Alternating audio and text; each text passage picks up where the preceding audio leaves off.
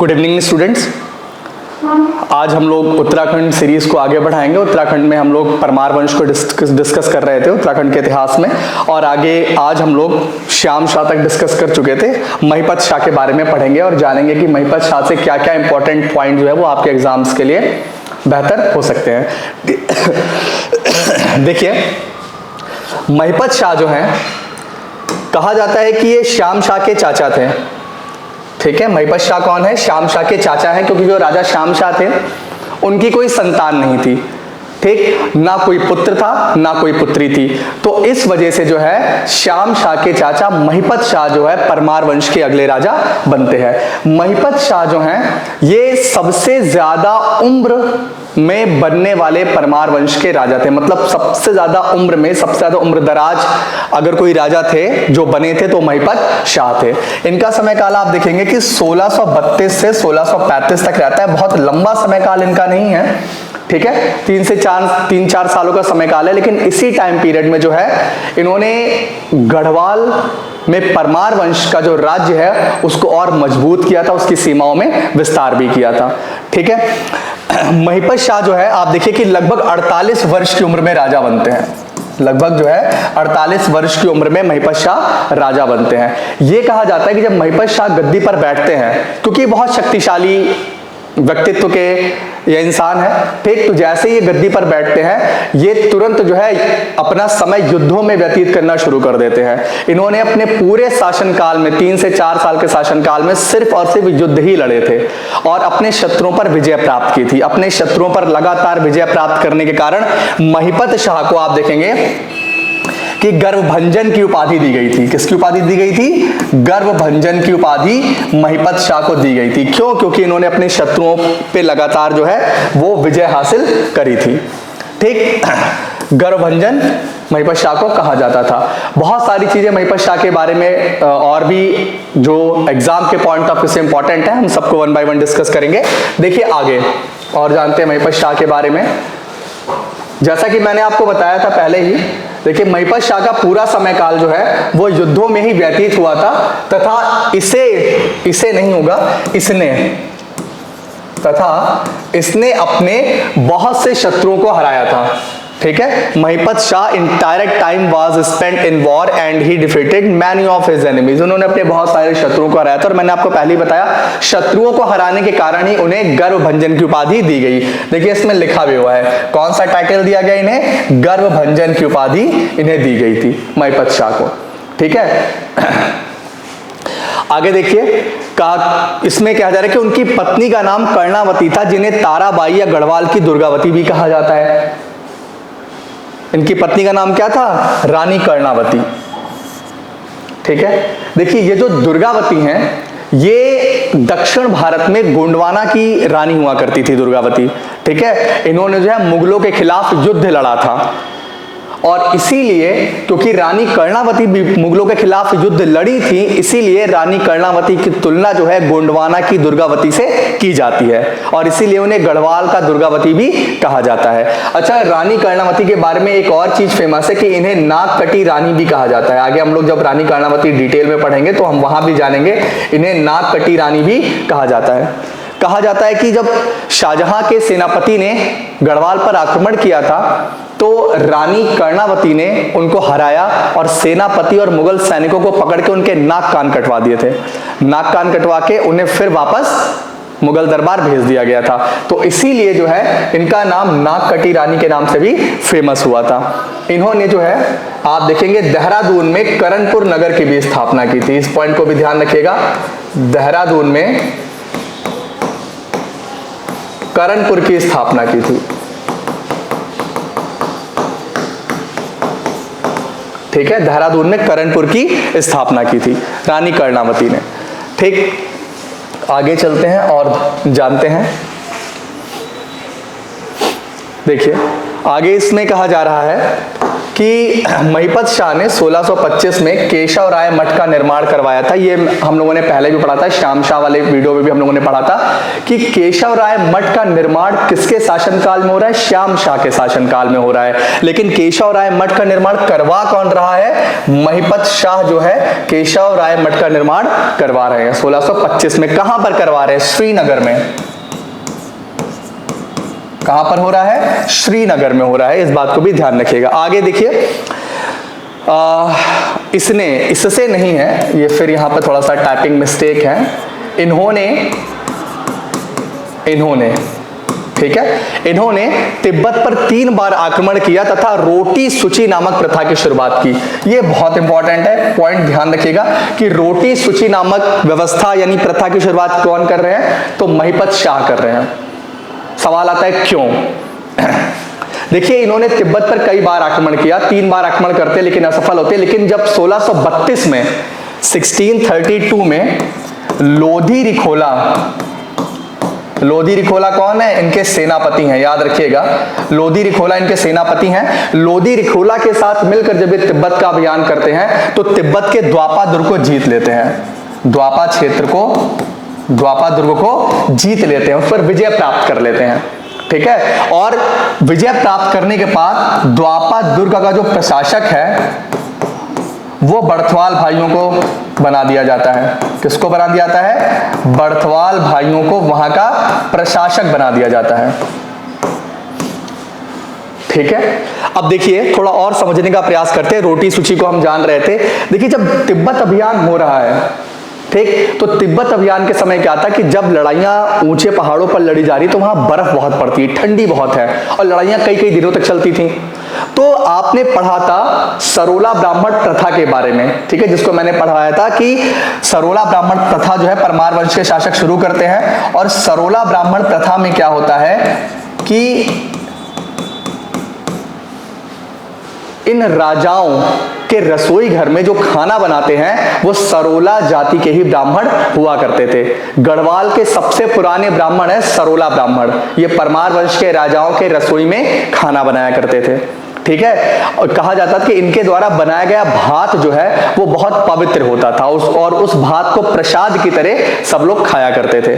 ठीक है, तो सरोला ब्राह्मण जो है इनमें एक प्रथा थी। इनमें क्या प्रथा थी कि अगर राजा और उनके सैनिकों के लिए जो खाना बनता है उस खाना को केवल और केवल सरोला ब्राह्मण बनाएंगे। और कैसे बनाएंगे? सारे कपड़े उतार के सिर्फ धोती लपेट के तब खाने को बनाया जाता था, यानी रसोई घर में घुसा जाता था खाना बनाने के लिए। ठीक है, अदरवाइज खाना सारे कपड़े पहन के नहीं बनाया जाता था, उसे अशुद्ध माना जाता था। ठीक, लेकिन अब सोचने वाली बात है कि तिब्बत की ऊंचाइयों पर, उतनी ऊंचाई पर जहां बर्फ ही बर्फ है, जहां कोई महल नहीं है, ठीक है, छोटा मोटा तंबू टेंट लगाकर लोग वहां पर डेरा डाले हुए हैं, वैसी ठंडी में सारे कपड़े उतारकर सिर्फ धोती पहन के खाना बनाने में कितनी समस्या आएगी। इतनी ठंड में तो मतलब आप समझिए कि हड्डियां तक जम जाएंगी। और इसीलिए तिब्बत अभियान में आप देखेंगे कि बहुत सारे सरोला ब्राह्मण की डेथ हो जाती, मृत्यु हो जाती, ठंडी लग जाती है उनको ना खाना बनाते समय। तब महिपत शाह देखते हैं कि भाई सरोला ब्राह्मण की तो डेथ हो जा रही है, इस तरीके से सारे ब्राह्मण अगर खत्म हो गए, कोई खाना बनाने वाला ही नहीं बचेगा, सैनिक तो भूखे मर जाएंगे, युद्ध कैसे जीता जाएगा।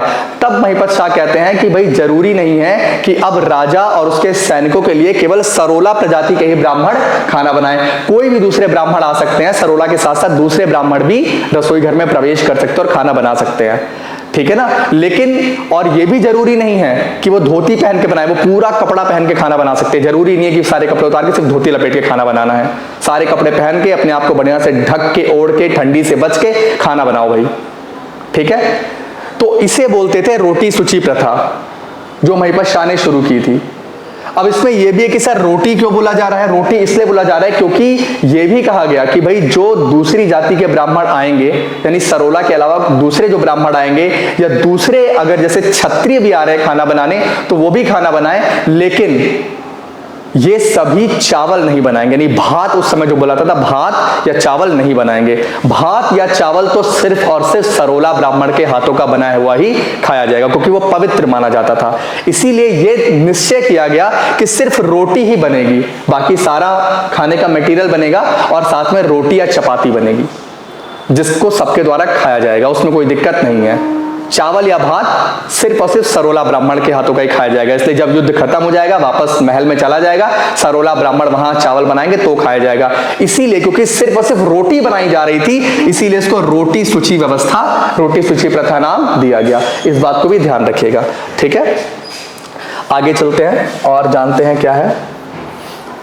देखिए इसमें एक ये भी पॉइंट है कि कहा जाता है कि महिपत शाह ने गलती से कुछ नागा साधुओं की हत्या कर दी थी और उसके पश्चाताप के लिए वह ऋषिकेश के भरत मंदिर है, ऋषिकेश के भरत मंदिर गए थे, लेकिन वहां पर उन्होंने मूर्ति की आंखें ही निकाल ली थी। ये बात कही जाती है कि महिपत शाह ने गलती से बाय मिस्टेक 3 से 4 नागा साधुओं की हत्या कर दी थी, उनसे हो गई थी हत्या, और इसका उन्हें बड़ा गिल्ट था, बड़ा पश्चाताप था, उन्हें नींद नहीं आती थी। तो इस जो ग्लानि है, इस पश्चाताप के लिए वो ऋषि उन्हें कोई सजेशन देता होगा, तो वो ऋषिकेश आते हैं किसी की सलाह पर और भरत मंदिर में जाते हैं कि भाई हमें पश्चाताप करना है। लेकिन कहा जाता है कि जैसे वो भरत मंदिर में जाते हैं और मूर्ति की ओर देखते हैं तो मूर्ति की आंखों से इतना तेज प्रकाश निकलता है कि उस प्रकाश को महिपत शाह बर्दाश्त नहीं कर पाते हैं। वो अपनी आंखें और अपना मुंह तुरंत इधर करते हैं, दूसरी तरफ करते हैं, लेकिन कहा जाता है कि जिस तरफ वो घूम जाते हैं, जिस तरफ उनका मुंह घूमता है मूर्ति उसी तरफ आ जाती है, और उसके आंखों से, मूर्ति की आंखों से लगातार प्रकाश निकल रहा था। इतना प्रकाश महिपत शाह बर्दाश्त नहीं कर पाते, उन्हें समझ भी नहीं आता वो क्या करे, इतने वो गुस्सा हो जाते कि मूर्ति को पकड़ते हैं वो, और उसकी दोनों आंखें मूर्ति, क्योंकि वहीं से प्रकाश निकल रहा है, मूर्ति की दोनों आंखों को निकाल लेते हैं। बहुत देर बाद उन्हें एहसास होता है कि वो कितना बड़ा अपराध फिर कर गए हैं। एक तो नागा साधुओं की हत्या करी, यानी ब्रह्म हत्या का पाप, ऊपर से मूर्ति की आंखें निकाल ली, उस हत्या मतलब ये तो उससे भी बड़ा पाप हो गया। अब इसका पश्चाताप कैसे किया जाएगा, बहुत ग्लानि, बहुत मतलब उनको गिल्ट फील होता है। अब वो ये निर्धारित कर लेते हैं, निश्चय कर लेते हैं कि भाई मुझसे जो पाप हुआ है ना, इसकी सिर्फ एक ही सजा है, वो है मौत, मृत्यु। और इसीलिए वो जानबूझकर कोसी नदी के किनारे चंद वंश के राजा त्रिमल चंद से युद्ध करते हुए मारे जाते हैं। ठीक है, ये जानिएगा कि ये त्रिमल चंद के साथ कोसी नदी के किनारे बिना मतलब में युद्ध करने पहुंच जाते हैं और मारे जाते हैं। खुद को बस मृत्यु दंड देना चाहते थे, ठीक है, क्योंकि नागा साधुओं की हत्या का पाप और उसके बाद मूर्ति की आंखें निकाल लेने का पाप इनसे बर्दाश्त नहीं हो रहा था। ठीक, आगे देखिए, कहा जाता है कि कुछ लेखकों ने इन्हें अक्खड़ राजा भी कहा है, और मौला राम, कभी मौला राम ने तो उन्हें बोला है कि भाई ये महाप्रचंड भुज दंड है। ठीक है, यानी मुस्लिम लेखकों ने इन्हें अक्खड़ राजा कहा है, जबकि मौला राम क्या बोलते हैं, महाप्रचंड भुज दंड, महापराक्रमी, भुजाओं में अतुलित बल है इनके, मौला राम कहते हैं, इसलिए इन्हें महाप्रचंड भुज दंड की उपाधि दी गई थी। ठीक है, आगे देखिए और थोड़ा सा महिपत शाह के बारे में क्या चीजें हैं। देखिए, कहा जाता है कि महिपत शाह के 3 प्रमुख सेनापति थे, माधव सिंह भंडारी, लोधी रिखोला तथा बनवारी दास। देखिए, माधव सिंह भंडारी, लोधी रिखोला तथा बनवारी दास 3 प्रमुख सेनापति, लेकिन इनके अलावा आप ये भी ध्यान रखिएगा कि बड़थवाल भाई भी इनके सेनापतियों में से हुआ करते थे। कौन? बड़थवाल ब्रदर्स, यानी बड़थवाल भाई।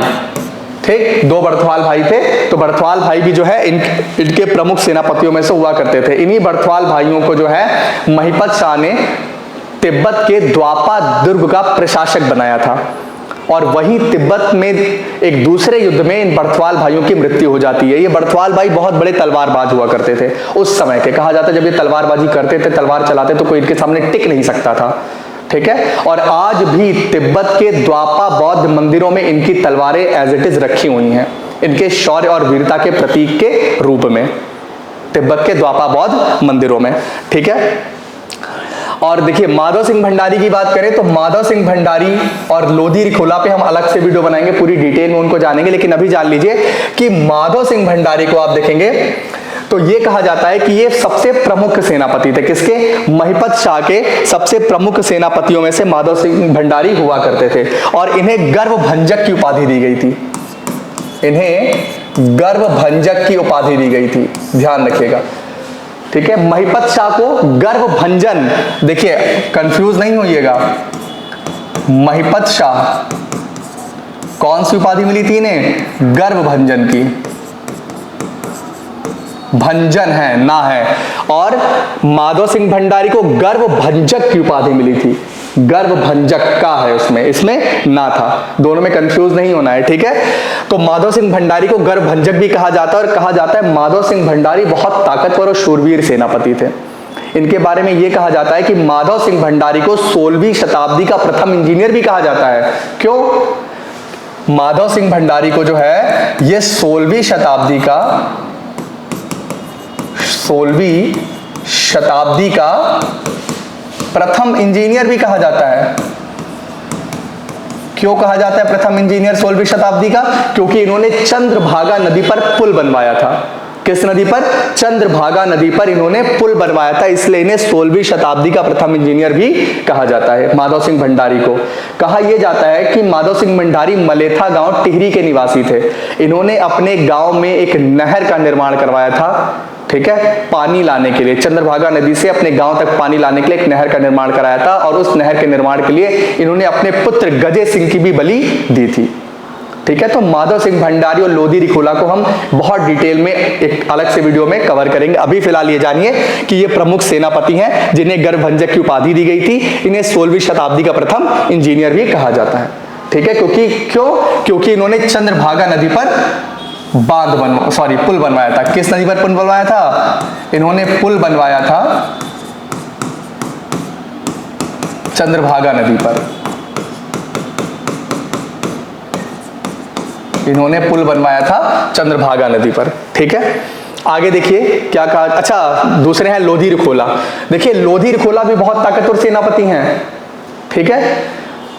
राजा महिपत शाह ने सिरमौर के राजा करम प्रकाश को हराया था, और करम प्रकाश को हराने में सबसे अहम योगदान किसका है? लोधी रिखोला का है। याद रखिएगा, लोधी रिखोला को सिरमौर के राजा करम प्रकाश को हराया था। सिरमौर के राजा करम प्रकाश को हराया था।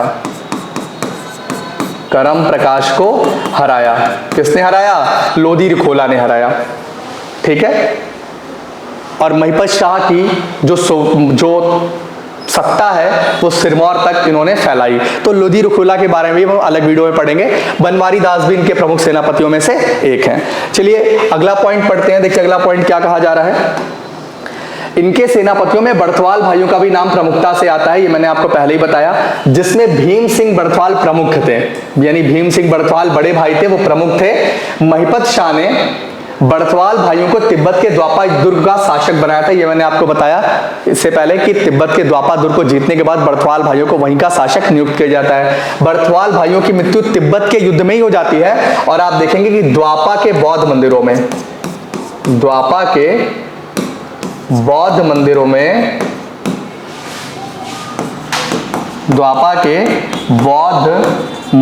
में इनकी तलवारें रखी गई हैं। इनकी बड़थवाल भाइयों की इनकी तलवारें हैं या रखी गई हैं बड़थवाल भाइयों की, ठीक है। ये आप ध्यान रखिएगा, ये बहुत बड़े तलवारबाज थे। बड़थवाल भाई अपने समय के बहुत बड़े तलवारबाज थे, ठीक है। आगे देखिए और कुछ अगर है तो उसको भी कवर करते हैं। कोसी नदी किनारे त्रिमल चंद के साथ हुए युद्ध में महिपत शाह की मृत्यु हो गई। ये मैंने आपको पहले ही समझाया था कि क्योंकि जो महिपत शाह हैं वो नागा साधु और मूर्ति की आंखें निकालने के पाप से अपने आप को मुक्त नहीं कर पा रहे थे। उनके हिसाब से बस अब मृत्यु दंड ही उनका पश्चाताप का सबसे अहम किरदार होगा, सबसे अहम स्रोत होगा। इसीलिए वो जानबूझकर त्रिमल चंद के साथ युद्ध करते हैं और मारे जाते हैं, ठीक है। तो ये पूरी महिपत शाह के बारे में आज का वीडियो था। इसमें वो सारे इंपॉर्टेंट पॉइंट, प्रमुख बिंदुओं को हमने कवर किया जो आपके एग्जाम के लिए इंपॉर्टेंट हो सकते हैं। आज की क्लास में बस इतना ही।